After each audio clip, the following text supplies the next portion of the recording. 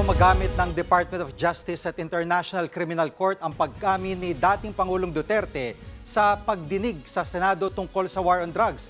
Pero tanong ni Duterte, matagal na siyang pumapatay, pero bakit wala pa rin kaso laban sa kanya? Nasa frontline ng balitang yan si Camille Samonte.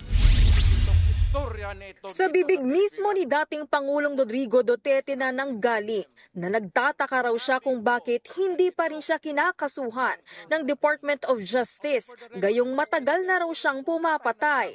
Sinabi yan ni Digong sa pagharap niya sa pagdinig ng Senado kaugnay ng kanyang kontrobersyal na war on drugs.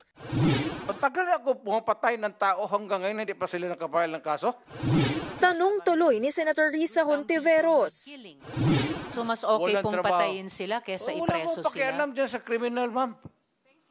So thank you for making that of record. Pakialam sa kriminal kung saan silang impernong gusto nilang pumunta. Well, Mr. Chair, wala namang jurisdiction ng Senado sa impyerno. Dito lang sa bansa natin pwede tayong mag-investigate. Ba't doon tayo pupunta? Well, wala po akong ambisyon pumuntang impyerno.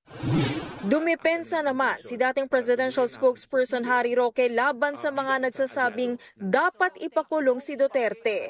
Ito ay matapos niyang akuin ang responsibilidad sa nangyari noong drug war. Ibang pulisiya doon sa pag-amin dahil ang pag-amin, ang confession ay personal, no? At hiwala yan sa policy.